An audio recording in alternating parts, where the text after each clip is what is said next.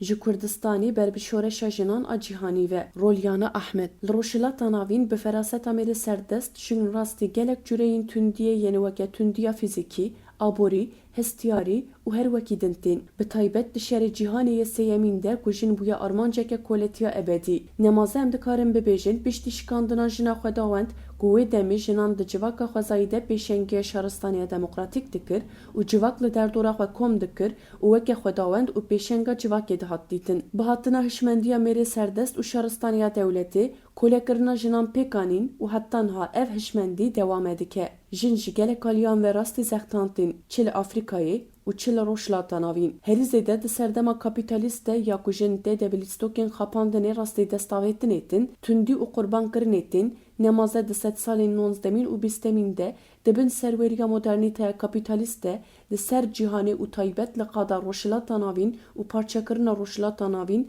herîzê de jin bûne qurbanî. Bi taybet di şerê cîhanê yê yekemîn û duyemîn de qurbanên herî mezin jin bûn. Ew rewş heta şerê cîhanê yê sêyemîn yê niha berdewam e. Bi xwe re gelek encamên xirab û girand tîne. Jin bi tabloyên herî bi êş û xemgîn bi tundiyê re rûbirû dimîne. Jinên Îranê para xwe ji vî şerê giran digirin û dibine qurbanî. Rewşa jinên li Îranê û têkoşîna wan li hember koletiyê û tundiyê ku xeta azadiyê esas girtine, wek dizanîn jinên li Îranê dibin desthilatdariya dewleta otorîter ku mafê jinan di gelek warên jiyanê yên weke aborî, hiqûqî, nemaze siyasî de nedane.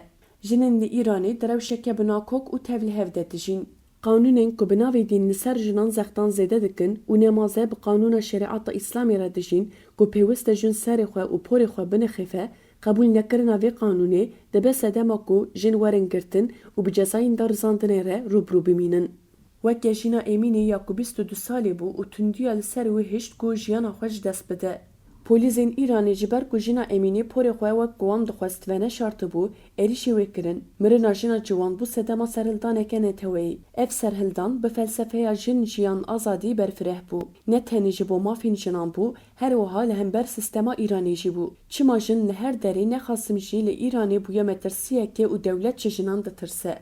Ji ber ku zanebûn, rêxistinkirin û yekbûna jinan ji xwe re weke xeteriyekê dibînin. Dewleta Îranê di qanûnên xwe de qaşo dide diyarkirin ku jin dikarin bixwînin û kar bikin, lê di pratikê de ev gotin neyên pêkanîn û neyeksan e. Heta gihîştiya wê astê ku jin bêyî mêr ne dikare kar bike û ne jî bixwîne. Pirsgirêka herî mezin astengkirina jinan di xwendinê de ye. Ji ber ku jinên perwerde bibînin û zane bibin, zirareke ku paşê bike ku ev sistem hilweşê. Her tim jinan di çarçoveyeke teng de dihêlin.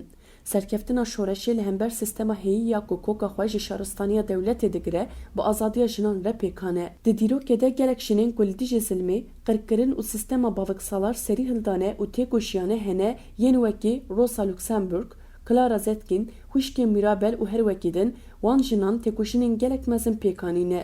Bi cesaret û fedakariyê û di peyamên xwe de diyar kirine ku jin nekolene. Di asta cîhanê de deng dane lê têkoşîna wan heta astekê bû û mixabin tam negihîşt asta ku sistema heyî ku mêr serweriyê dike û hişmendiya wê sistemê biguherînin.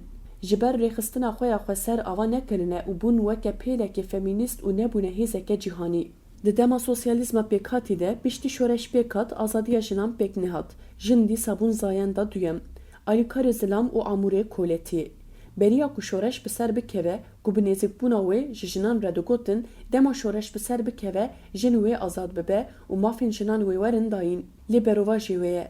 Dema ku jin azad bibe, şoreş li hember zilmê wê bi ser bikeve. Jin dibin hişmendiya zayenperestiyê de ango sistema desthilat ku jin û mêr di gelek aliyan de ji hev cuda kirine, her wiha erkên wan ji hev cuda kirine, di nava heman êş, zext û zordariyê de li cîhanê derbas dibin. Ango dîroka jinan, êşa jinan û pirsgirêkên jinan yekin. Sedema wan jî ew e ku sistemê mafên jinan nedane. Ji bo vê pêwîst e jin li hember guhertina kevneşopiyên civakê û sistema desthilatdar di têkoşîna xwe de bi israr bin û têkoşîna jinan bibe şoreşeke internasyonalîst, da ku jiyaneke azad ava bikin û dîplomasiya netewa demokratîk ku destpêkê karaktera jinan e. Çawa ku dîplomasiya netewa dewletan li ser karaktera mêran dimeşe, dîplomasiya netewa demokratîk jî li ser karaktera jinan e.